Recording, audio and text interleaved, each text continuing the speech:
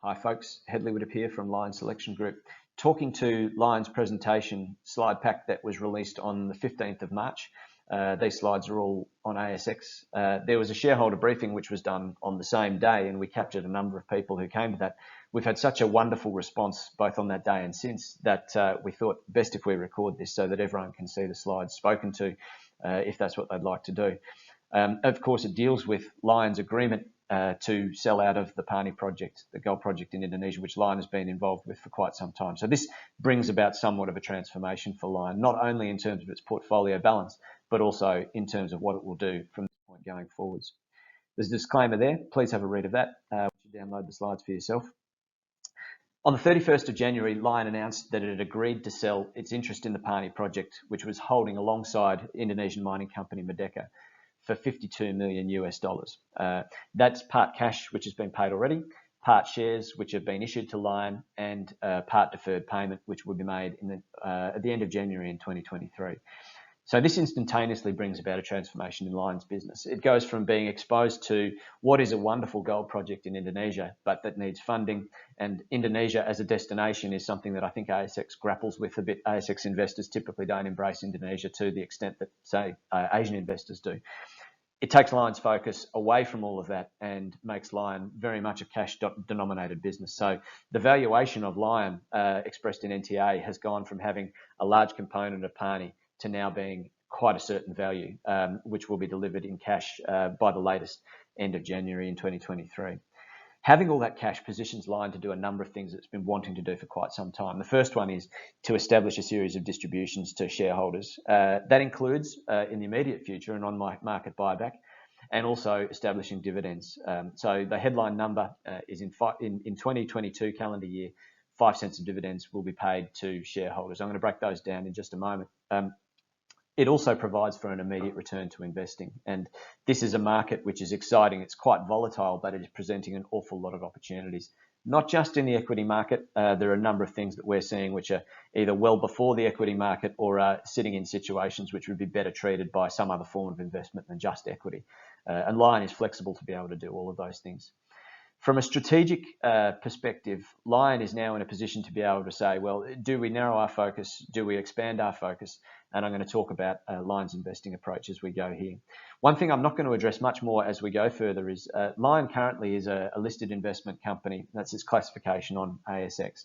This is a classification which works very well for investment companies that have quite diverse portfolios and invest in businesses which are reasonably well valued by the market in terms of their share price.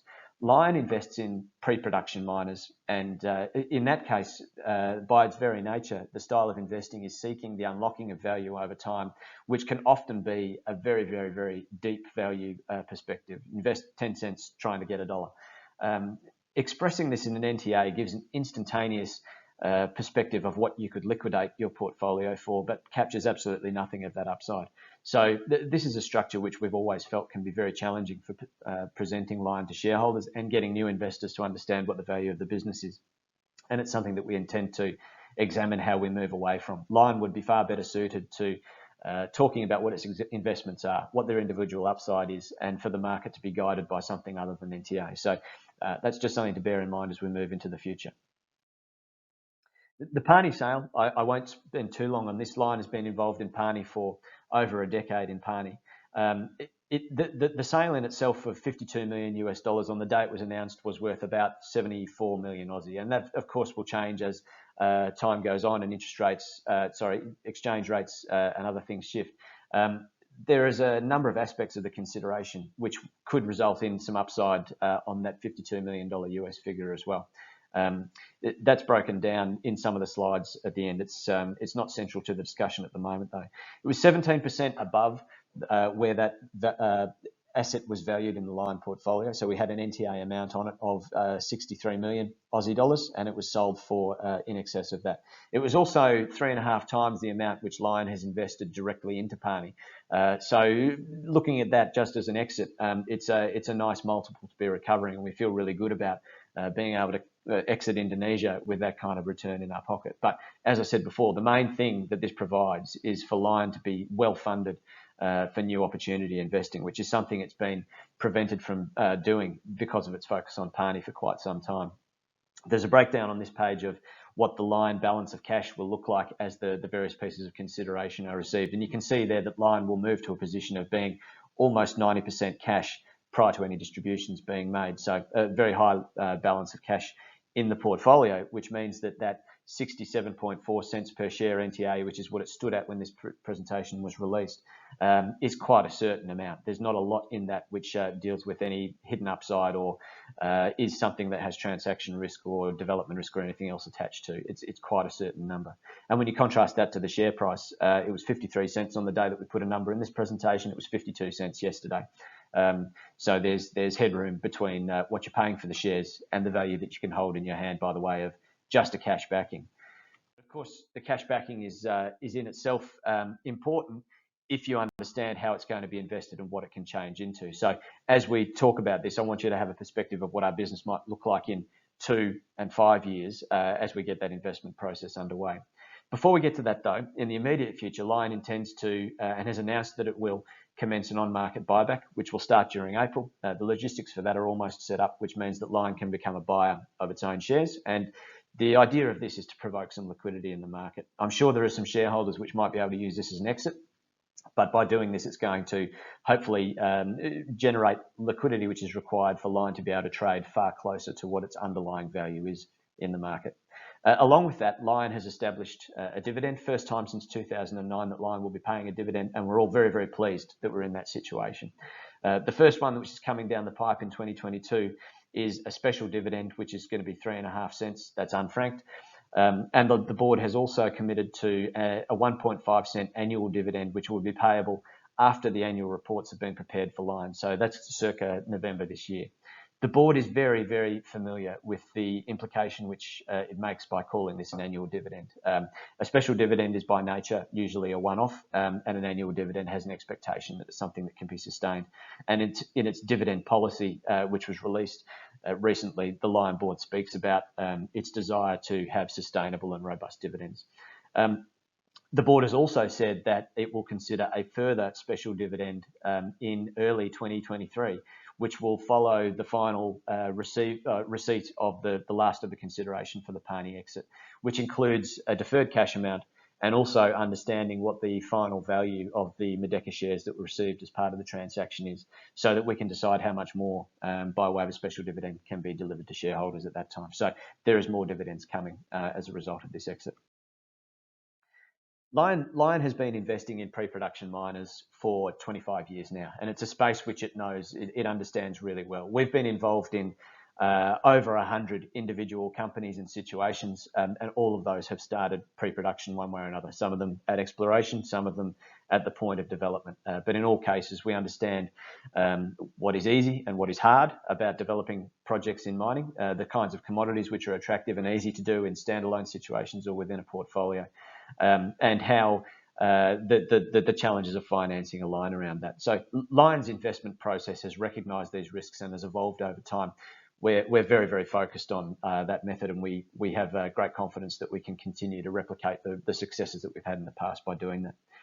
Here we sit though in 2022, and 2022 has seen quite a volatile equity market. In 2020 there was the COVID crash. In 2021 there was enormous recovery in equity markets generally, but that was a huge year for the mining sector in terms of money raised and liquidity flowing in, and then the deployment of that into things like exploration and project development. And this is telling us that we're arriving at a point in the mining cycle where from here, an event which takes liquidity away could make equities in the mining space quite a bit cheaper, particularly the pre-production miners, which Lion focuses on. So we need to have an investment approach that enables us to invest here and start placing our bets on the companies and situations that we want to be involved with for the future, but without taking on a huge amount of equity market volatility risk or requiring us to make short-term exits. We'll consider all of these things, but I think just in terms of the things that Lion will be seeking now is avoiding jurisdiction risks where we can. And to do so, we're going to narrow our jurisdictional focus, especially for the time being, but I can see that being something that we can probably maintain for quite a long time. There are structures which we can employ which provide some level of capital protection to Lion through the investments that it makes. And that's a benefit that Lion has by being able to pool its capital rather than as equity investors doing that for themselves. Yet you can still extract attractive returns by doing that. And we're in a position to be looking to situations where you can actually manage equity volatility risk by having a very low cost entry. Now, that might be a slightly longer term opportunity in terms of waiting until some of those things become quite a bit cheaper, but we're prepared on a number of aspects and looking at the forms of investment that provide those kinds of protections and attractions. Some of the things we really want to avoid at the moment is buying into equities that we consider to be quite strongly valued in the market, because that takes away a lot of the return profile that you're looking for up front. Now, it's not to say that everything in the equity market is overvalued, quite not the case. But if liquidity gets taken away, that's when a lot of equities soften. So we want to try and manage that risk for the short term at least. And jurisdictional risk. I said we want to seek lowest possible jurisdiction risks, and we also want to avoid jurisdiction risk. We're pretty focused on this, having just come out of Indonesia. Just to explain what I mean about the kinds of structures which Lion could be using. Typical equity market investors, and I'm not talking about someone who is a sophisticated investor and can seek placements and things like this. I'm talking about most of the mums and dads who have equity in the market. We've got an awful lot of these who are shareholders in Lion, and this is a big attraction to Lion for a typical retail equity market investor. You can buy equity in the market, you buy the shares of a company, whichever ones you want, and if they raise money, particularly if it's via a rights issue, you can follow your interests. Can be difficult to obtain placements, particularly if you're standard retail, not classified as sophisticated, and even if you are, it tends to be that the brokers you're aligned with can provide you with those deals, but not necessarily across the market. And when it comes to exiting those, the options are fairly slim. You can sell into what you see on the screen by way of buyers and sellers who will offer you a price for the shares that you have in those companies. Lion is far less restricted than that. So we can buy equity, we can access placements, which gives us a little bit more flexibility on the equity spectrum. Lion is in a position to be able to generate convertible notes, and we're in an environment where lots of companies are developing projects. They need to finish off their financing piece, often by having bank debt in place, being able to raise equity, but then have some form of flexible mezzanine, which can often take the form of a convertible. There are plenty of other companies which are either pre-development or very early in their development, which have got this interest as a top-up mechanism as well. So that's something that we're looking at, and there's a number of opportunities in front of us, which we think are quite attractive from that perspective. And of course, a convertible can have the capital protection, which is a bit like being a debt, but also has the ability to turn itself into equity and become quite liquid at a point in time as well. Royalties we've been well aware of for a long time. We've never ever acted on, but we're seeing opportunities to do those, and they are a long-term source of risk-free cash flow. If the project, the royalty is over, gets into development, you start reaping the cash flow, but you have no development capex responsibilities whatsoever as the holder of the royalty. Lion is very well aware of a number of opportunities, either to target a strategic asset, which is already owned by someone, but could be brought to the equity market, either as a standalone or as part of a slightly enhanced portfolio. And that funding for that kind of thing could involve Lion's balance sheet or syndicating this to others that want to stand alongside Lion. But in this situation, Lion is quite well aware of these deals and could create them in order to find the deal rather than have it come to us like a lot of placements and things do. There's also the opportunity to peg ground directly, which is something we've never done, but are assessing a number of situations where we would be able to bring that to bear for shareholders as well. And in the past, Lion has invested directly in projects. Joint ventures, we're quite prepared to do more of that in the future. We've been very successful with the joint venture and project interests that we've had in the past, which opens up a vast array of the kinds of things which Lion can purchase and be invested in, and also how value can be realised from those in the end. So as opposed to just having to sell into the equity market and take advantage of the bids that you see on the screen, Lion is also in a position to be able to consider strategic M&A, which might put an asset as part of a much larger portfolio, which can then attract a greater premium as the equity holders.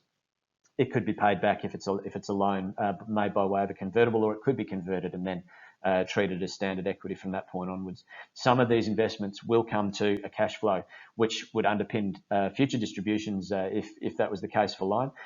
And assets could be, particularly if they're largely controlled or are wholly owned by Line, could be sold into the IPO market so that Line spreads its interests there and can dilute itself at the same time as providing an opportunity for other people, particularly Line shareholders, to have a look at those sorts of things. So a vast array of the ways that Line can bring value to bear for its portfolio. And without the overlying burden, if you like, of an NTA, which tells the market what liquidation value is, Line would be in a position to be able to far more flexibly extract that value as well.